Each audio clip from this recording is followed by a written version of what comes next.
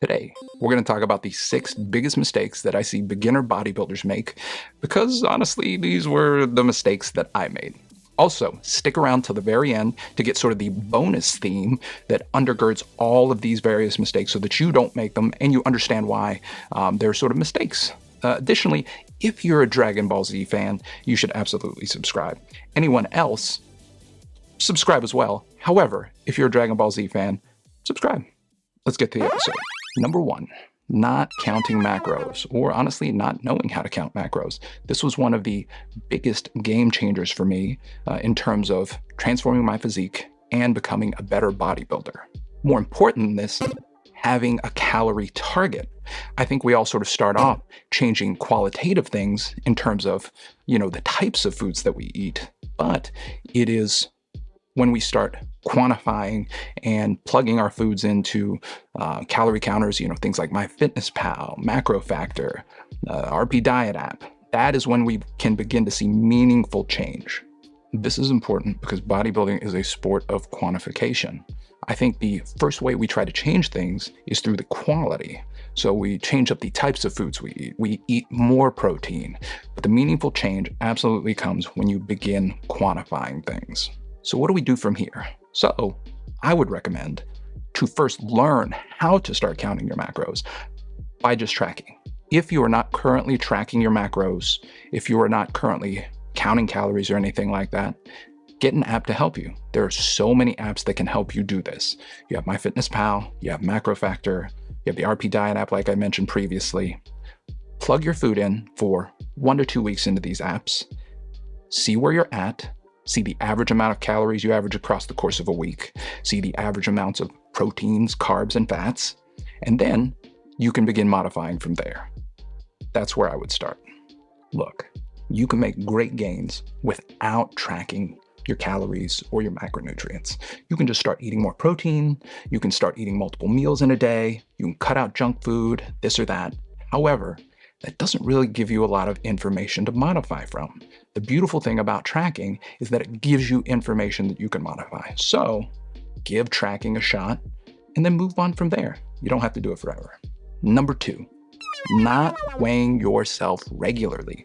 Why would we want to do this? Well, we want to make meaningful changes in our appearance, and one of the best indicators that our bodies are changing is the weight on the scale. So if we're trying to gain muscle, why wouldn't we weigh to see how much weight we are on average are increasing across the course of a week? If we are trying to lose weight, why wouldn't we weigh ourselves every morning to see what the average weight loss is across the course of a week and the next week and the course of a month?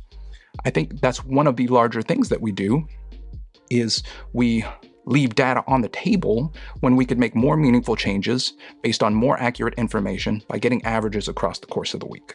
So why do this? We want to make specific changes to our dieting program, and the only way to do that is to get specific information. So what does this look like? I would start with weighing yourself every morning for at least a month. Try it for a month. You want to get up first thing, wear what you generally wear to bed, use the restroom, step on that scale, same place, same time, every single morning. Then you're going to want to average your weight across the course of a week. Then you're going to do that for 4 weeks. And that will give you a lot of information as to what your average weight is across that week. In addition to, you can then reflect on what calories you've tracked, what your macronutrients are at, and you can see what your weight does, how it fluctuates. And so those things work really synergistically.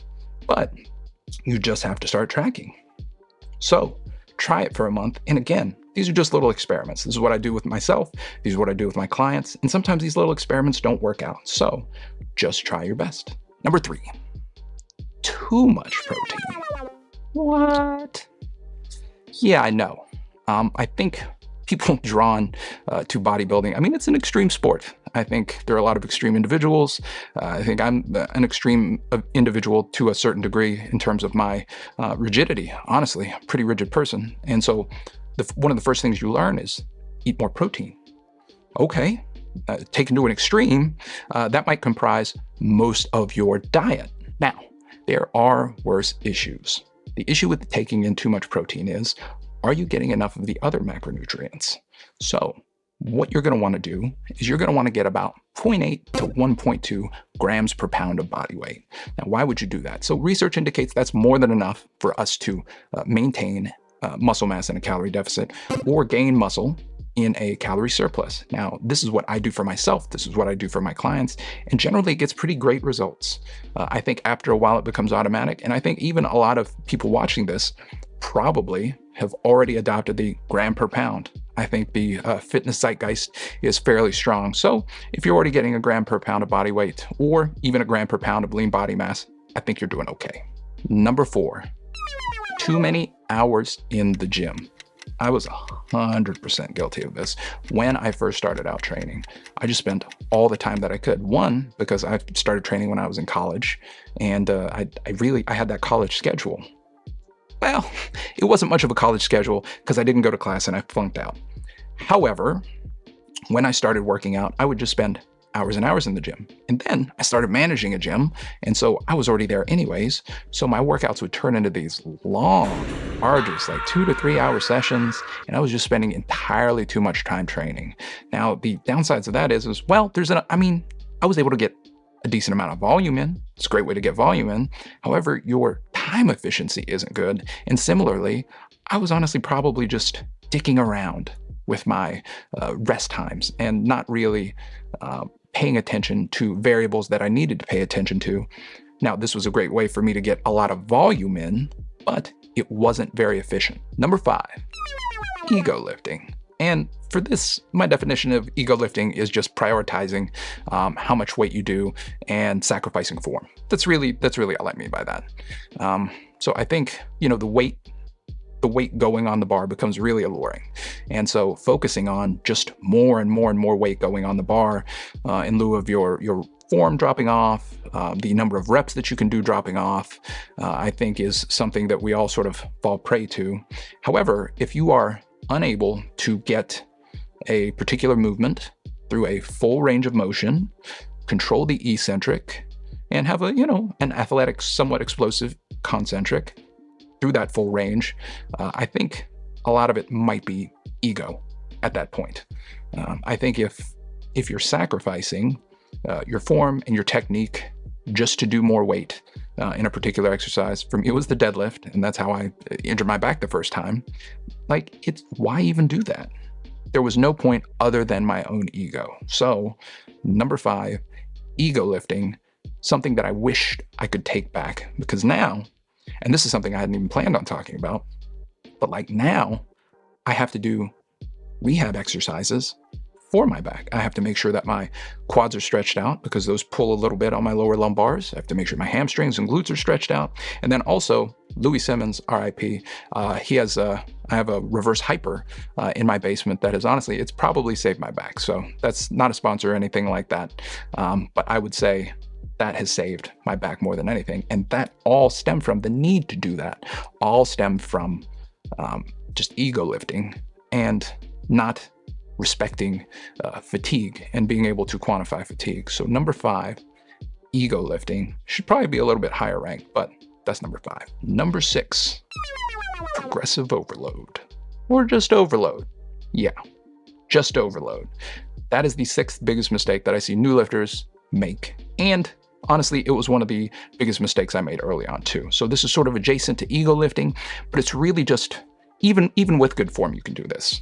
So overload, or just prioritizing overload, is going to failure almost every set, or going to failure too many times within an individual workout or within an individual week, and not respecting the fact that you need to, along with progressing your volumes, you need to progress the intensity, relative intensity, in a progressive manner, in a stepwise manner. So things like reps and reserve didn't even come into my mind. RPE didn't even come into my mind. I was just going to zero RIR, or to failure, using failure techniques almost every workout because I thought that's what I needed to grow. And now I'm in a place where, yes, I do track sort of my RIRs from week to week, beginning at 3 RIR and then working my way down to 0 RIR.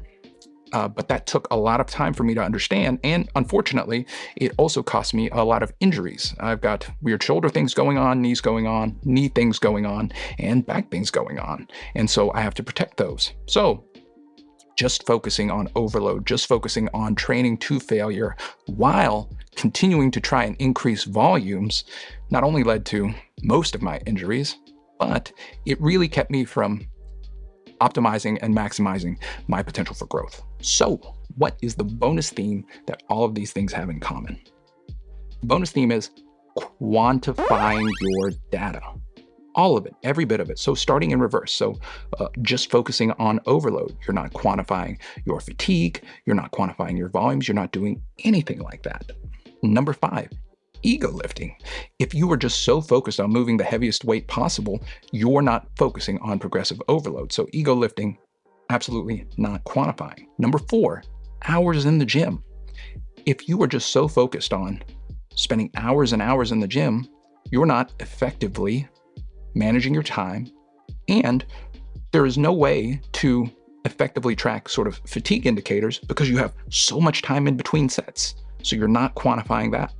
Number 3, too much protein. This comes back down to not counting. You're not quantifying.